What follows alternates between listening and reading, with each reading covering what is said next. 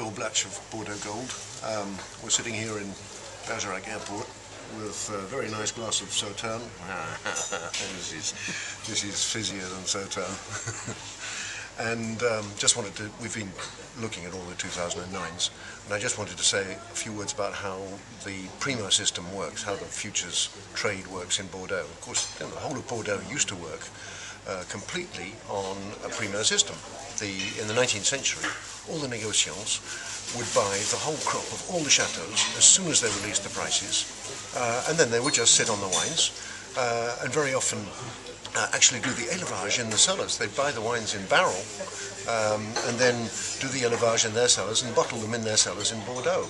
So they looked after all the technical side, and they looked after all the sales, and the chateaux, all they had to do was to make the wine in the first place, and then just ship the barrels to the négociants. And around that system were built up a system of courtiers, who were the go-betweens between the négociants and the chateaux. These are the middlemen. Chateaux on one side, négociants on the other side, and these middlemen were very important. They had a very important technical function, was to actually declare that the wines were fit to be shipped to Bordeaux and had no technical faults, and so they really had a very important technical role. Okay, flash forward to today. What do we see? We see all the wines are bottled since 1961 at the chateaux. There is no bulk shipment anyway of Cru Classé wines anymore, so all the futures are now all bottled at the chateau. The chateau takes entire technical responsibility for his produce, but we still have all these négociants selling the wines, and we still have these courtiers who are the middlemen between the négociants and the chateaux.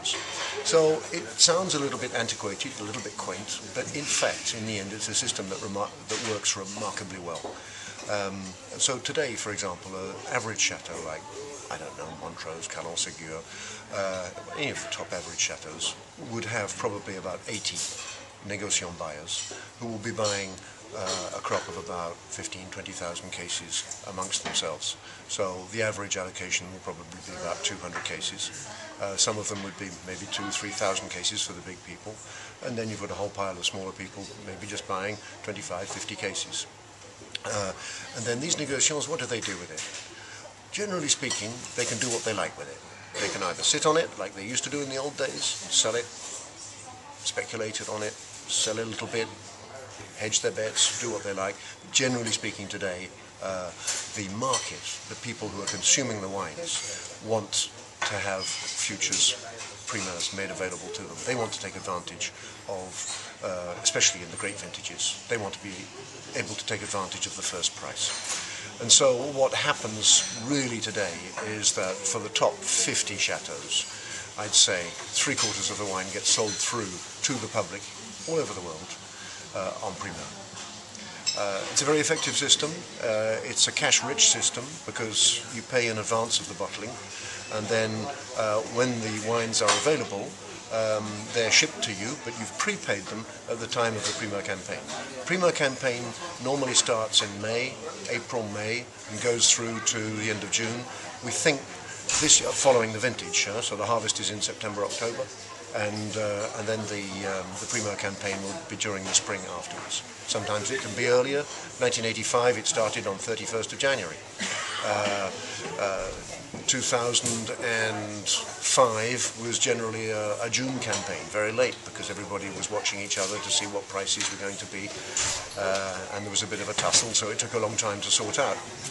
This year I suspect the same will happen again. 2009, being a great vintage, will obviously be eventually in great demand, and the chateaux, they're not going to give this thing away. How high they're going to go, we have no idea. Maybe they'll stay reasonable because the economic situation isn't too good. Maybe they'll just see what they can get. We really don't know, and I think even the people who are, the courtiers, for example, who are talking to the chateaux all the time at the moment about this, they don't seem to have a clue either at the moment. So I think probably it'll be a watching and waiting game. We'll get probably a spate of the lesser 2009s, things like Cru Bourgeois Medocs, starting probably pretty much as from mid-April, and they will probably want to get their bids in before the main rush of the big names, which I suggest will happen in the second half of May and all through June. The Sauternes, we have no idea. Frankly, they usually have their little moment. They have a week at the end of April before the rush. I get the impression that's not going to happen this year. I think probably it's more likely to happen early May rather than late April. We'll see. But expect a fairly late campaign. I suspect it'll go on well into June, if not into July. So we're looking forward to it.